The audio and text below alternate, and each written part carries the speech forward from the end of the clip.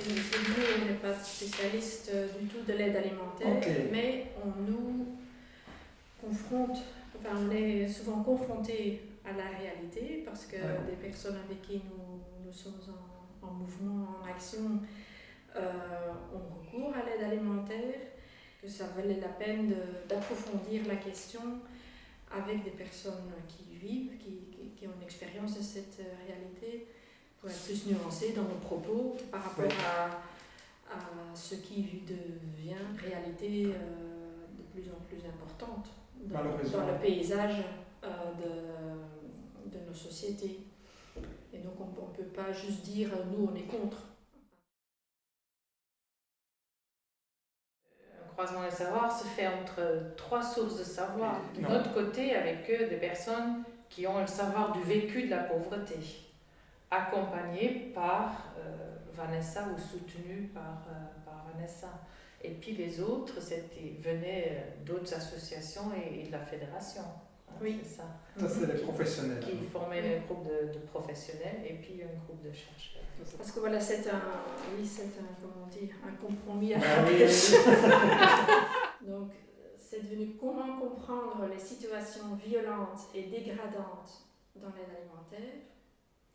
Par quelle autre possibilité peut-on améliorer la relation entre les demandeurs ou les demandeuses d'aide, les services et la société, pour contribuer à ce que dans l'avenir, les personnes les plus en difficulté aient une vraie place reconnue dans la société et une vie meilleure. Oui, donc au début, on avait le thème décrit comme l'aide alimentaire, quelle alternative. Et puis, la recherche s'est passée sur 5 ateliers et donc des journées entières, des samedis. On était une vingtaine de personnes donc réunies, reparties en 3 groupes selon des savoirs différents. Donc on a cherché, est-ce qu'il y a un mot, un terme sur lequel on peut faire travailler le groupe, qui peut faire sortir des réflexions, des visions différentes.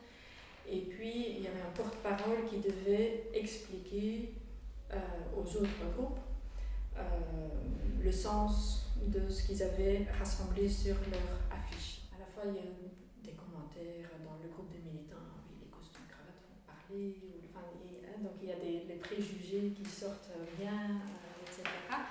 Ce qui fait partie du processus. C'est des grosses têtes.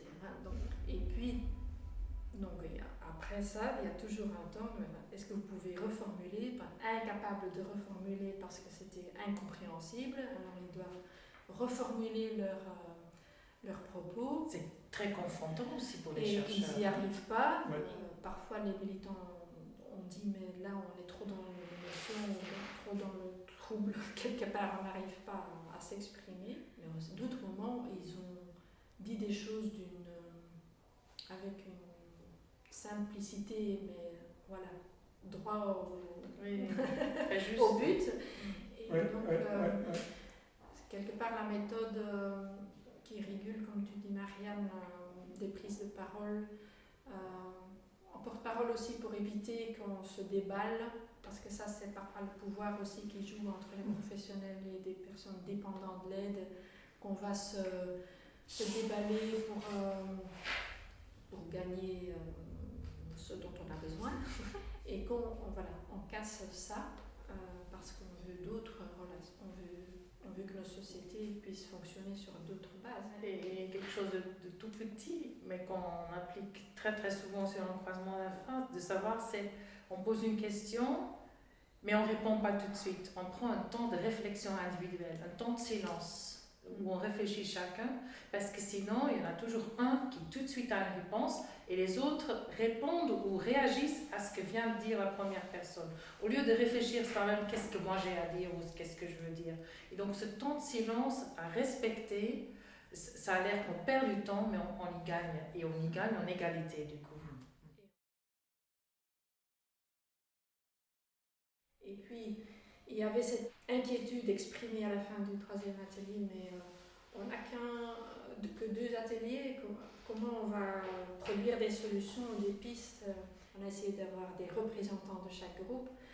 Et donc c'est aussi dans l'écriture qu'on a continué à approfondir quelque part quelques pistes et puis à les vérifier. Est-ce que si on l'écrit comme ça, est-ce que ça fait toujours consensus? Et ça a apporté pas seulement des pistes, mais aussi vraiment une amélioration, enfin une prise de conscience approfondie de ce qu'on appelait quand même dans la question de recherche avec des termes assez lourds, je trouve, des violences ou des situations dégradantes.